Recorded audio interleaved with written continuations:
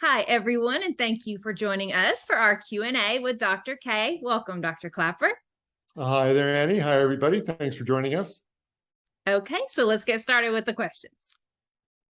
All right, our viewer today has asked, what do you recommend for extreme dry eye or dry eye syndrome? Oh my, this is a troublesome and not uncommon situation, and it can certainly make life miserable. We take for granted when we're young and healthy that our eyes are bright and clear, and you blink your eyes, look all around, don't think twice about it. But your eyes have this exquisite mechanism to keep your eyeballs from drying out, actually. And we blink our eyes, and every time that upper lid comes down, on the inner lining of that upper lid are glands that secrete a fine lubricating liquid like fine machine oil, even less viscous than that. It's got this beautiful lubricating quality that it's a very mild, uh, uh, tiny viscosity liquid that traps water in, lubricates the eye as it moves and the eyelid blinks. It's a wonderful mechanism that we take for granted until it stops working well. And if you lose that lubricating ability, then the eye starts to dry out. The blinking of the eye, the coming down of the eyelid becomes a mechanical abrasion, and it feels like you've got gravel in your eyes, and it's a very painful situation, and it certainly doesn't help the eyeball. As time goes on, it gets inflamed, gets infected, and the cornea tissue that the light goes through to make the images starts getting damaged and distorted. It can really cause problems, especially with night vision.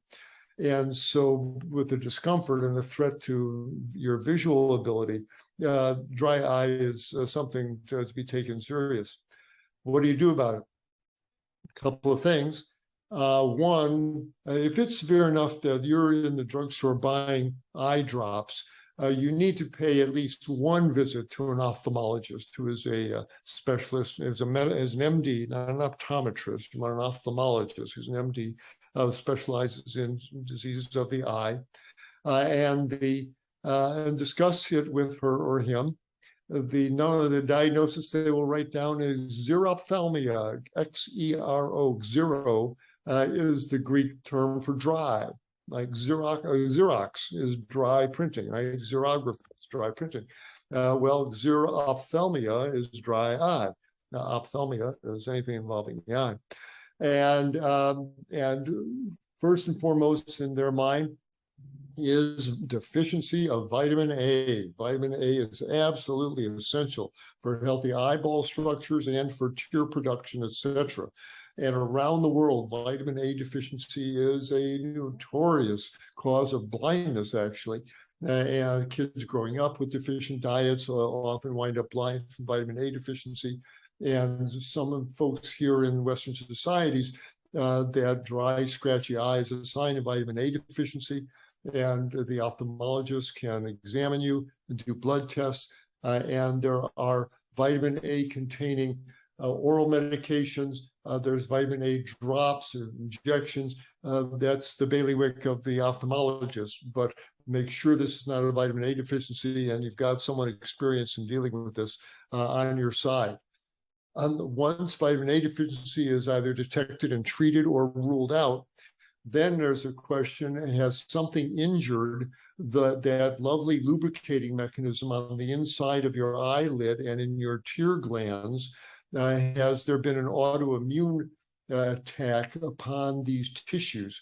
And there are several autoimmune conditions. One's called Sjogren's syndrome, Sjroggen syndrome. It often goes along with rheumatoid arthritis and sarcoidosis, these autoimmune conditions that can damage the eye's ability to lubricate the eyeball globe there. That's again requires some specialist help there. There are now drops and injections that can interfere with the autoimmune phenomenon. There's now cyclosporin in the form of drops. Cyclosporin I first ran into on the on the kidney transplant service. It's an immune suppressing drug that suppresses the immune response.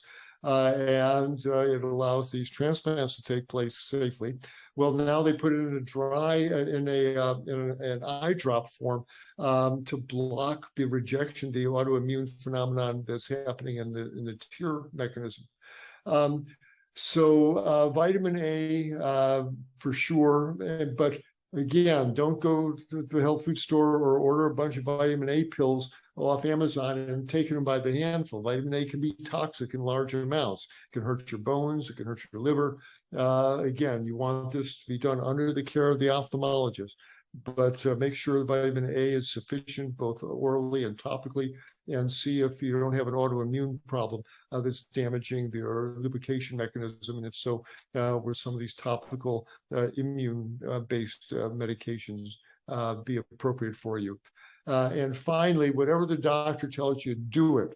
The one thing you don't want to do, and especially at nighttime, you don't want, while you're sound asleep, you don't want your eyelids to open up and your eyeball dry out while you're sleeping, and you wake up like someone's got sandpaper on the front of your eyelid there. So sometimes the people with the really severe dry eyes, there's now more than drops. There's actual gels and viscous lubricating liquids to put in the eye. And then sometimes you need to tape that lid shut.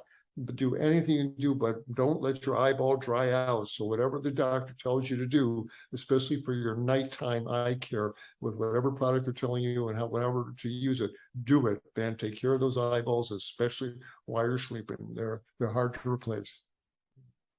Okay, well that is helpful information, and dry eye can just be horrible. So thank you for sharing all of that, and thank you to our viewers for tuning in. We'll see everybody next time. Yeah.